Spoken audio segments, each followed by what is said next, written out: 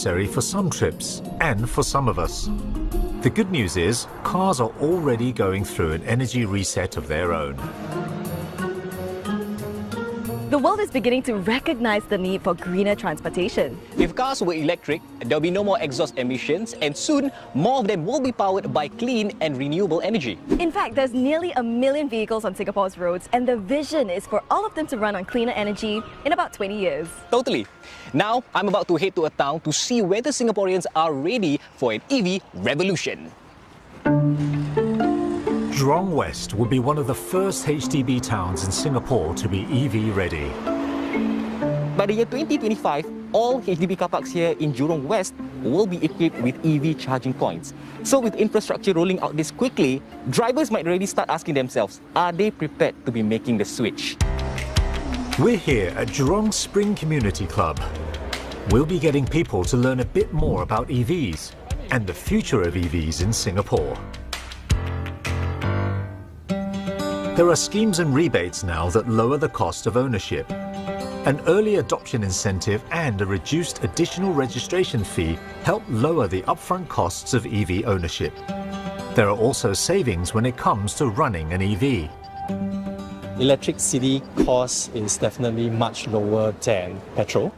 So the running cost in this case will be lower as well for an electric vehicle. EVs are gradually becoming more competitive compared to ICE cars, those with internal combustion engines, and maintaining them could be a breeze. Very encouraged to see that there's going to be more charging points that's going to be installed throughout the island. So I think that's going to be something that's going to propel consumers like me to really consider to buy EV later on. So, what's stopping people from switching to an EV? People we've met tell us it's range anxiety, the fear of running out of power while driving. It's likely drivers would be less anxious about range anxiety soon. By 2030, there'll be 60,000 EV charging points across the city. To help them understand more, we put our drivers in the driver's seat. When I first started, a few meters or so, a few minutes of my driving, I couldn't really maneuver which one is for what. But once, maybe after a few minutes, I found it is so pleasant and so easy driving. Surprisingly, the acceleration was very fast, and overall air drive is very smooth. I enjoyed it.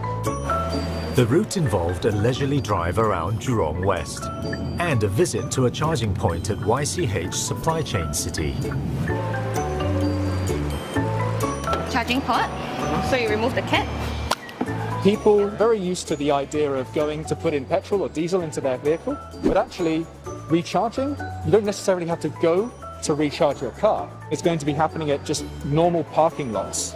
Car parks are going to have at least 1 or 2 EV charging stations. So the destinations people go to just naturally as part of their day are going to be locations where they can add a bit of energy to their car. The move to electrified transportation is part of a series of initiatives designed to drive change as part of the Singapore Green Plan. Tackling emissions from transport could move the needle significantly for a city like Singapore. Today, we have about 1 million vehicles in Singapore, and on average, when you compare an internal combustion engine car with an EV car, the emissions halve. Bearing in mind that land transport accounts for about 15% of our national emissions. So a transition from ICE to EVs can make a significant impact on emissions. Singapore's streets and roads would look and sound very different soon. Singapore aims to phase out vehicles with internal combustion engines by 2040. By that time, most vehicles would run on electricity instead. To support an influx of electric vehicles, Singapore plans to build new infrastructure. To accelerate the transition to EVs, we want to make it easier for car owners to choose an EV over an ICE vehicle. And we have introduced incentives. These give a rebate of up to 45,000.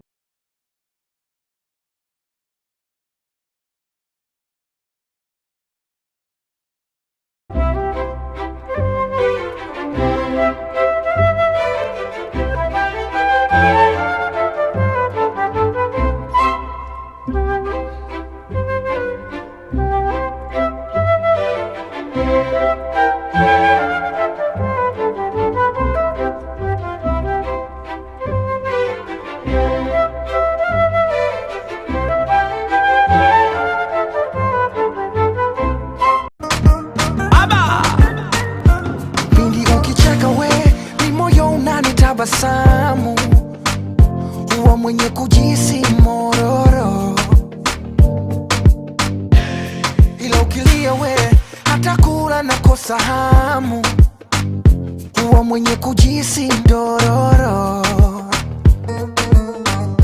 Ukiwa karibu na mie najiona bora, lakini ukiwa mbali baby baridi linachoma. Uwepo wako we na mie umetia fora, wendo daktari darling nikitaka kupona. Hey, hey, unaniweza weza, unaniweza weza.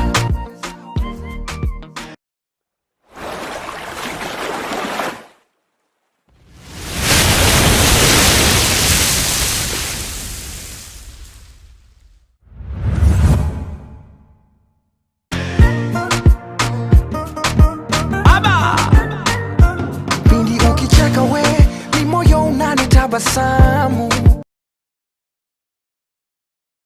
Free to plug it in to charge. What is the cost of charging, say, from 75 to 100%? Different charging operators has different costs to it. Approximately, if it's from 0 to 100%, that would generally cost you around $40. The challenge seems to be off to a great start for our residents. Lower costs and perhaps an easier drive. Driving as such looks like driving a battery-operated toy car. It's looks very simple. In the meantime, another driver has taken up the challenge too. Mr. Tan has been a taxi driver for 18 years and he's recently decided to switch to an electric one. Training today is good. I learned a lot from it. As at least I know that we no need to charge it overnight. We can do it at like short duration of any time of the day. It's much quieter. The pickup is good, very powerful. I think the acceleration also is good, but I still need to slowly to get used to it. Electric taxis will become more mainstream very soon. ComfortDelGro plans to have up to 400 of these vehicles in its fleet by the end of 2022. It's part of a wider move to electrify as much of the transportation sector as possible. So that includes buses too. There are several benefits of EV adoption in reducing our greenhouse gas emissions in our fight against climate change. As an early adopter of EV, this will also allow the group to leverage on early adoption incentives, together with lower electricity and energy costs and maintenance costs. Finally, it affords us insights into electric fleet operations, such as fleet management, charging cycle, and electric vehicle maintenance. Switching gears back to the challenge. Uncle Tan has collected his taxi, an electric one, and after just 1 hour of driving, he's already getting the hang of it. But Tan has questions, so he's planned a little catch-up with an old friend. For EV, it's something you go and charge. The price is cheaper than diesel, more than 50%. Yeah, driving EV is something like we need to charge. That is the timing for us, but okay, it just take me less than 2 hours below. And driving is really better. The charging time for me is good because I have more time to rest. Normally, what time you will come to charge? Is it end of the day? Yes, mostly end of the day. For urgent, maybe my percent is low. I can go to other places and look for the charging station. It's good to hear all the tips from you. Thank you so much. Meanwhile, Hashima, who has been driving for a few days now, has become something of an expert. Okay, cool. Let's go charge this car. I actually drive an EV, but I've never been to one of these charging stations. So how long does it take to charge a car like this? It depends. So there are two types of charger that I am aware of. There is the AC charger and then there's the DC charger, the fast charger. It could take the car about 40 minutes to get from 20% to I think 80 to 90%. I learned of an app that will show us locations in Singapore that we can find the EV charger. It's called PlugShare. We'll be able to see where's the nearest one to us. So it does show you, I guess, a rough idea of like what the charges are. Venka, on the other hand, is still getting used to the longer time he needs to charge compared to if he were to refuel his ICE car. I think it will be a new normal because the time charging here is definitely more than what you will do at a petrol station. Mr. Tan has made a switch to the EV for his livelihood. Fadli gets the lowdown on how smooth a ride the transition has been for him. Mr. Tan, you've been driving an EV for about a week now. Can you describe to us your experience? Yeah, it's very good. I love it very much because it's quiet. The moving is smooth, pickup is fast. Midway into their 1 week challenge, we asked Paul Welsford to check in on them. The challenge I faced in this charging is the time taken for charging. To do a charging from 10 to 100%, I think it will take 90 minutes. 1.5 hours with a DC charging, I think it's pretty long.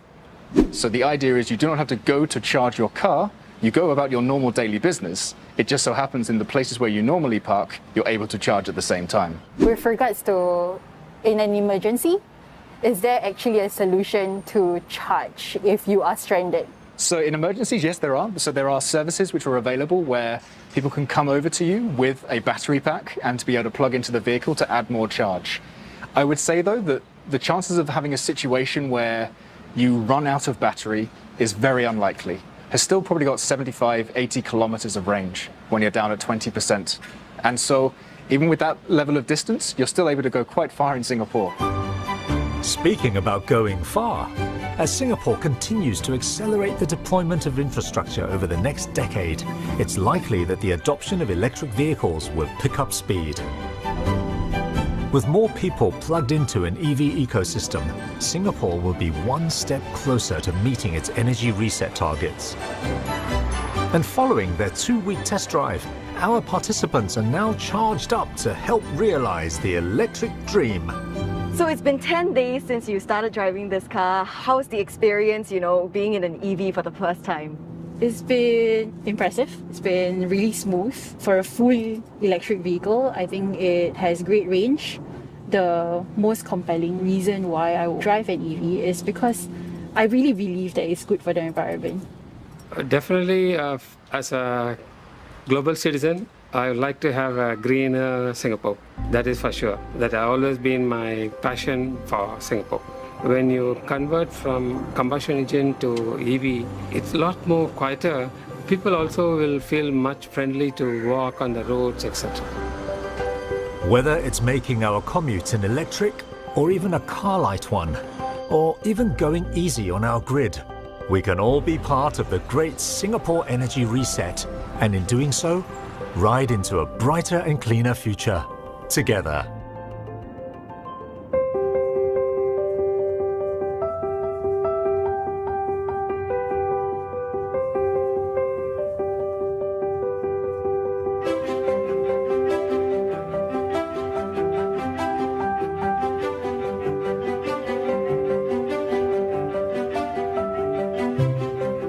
Join us again next week for another episode. Pindi ukicheka we, ni moyo unanitabasamu.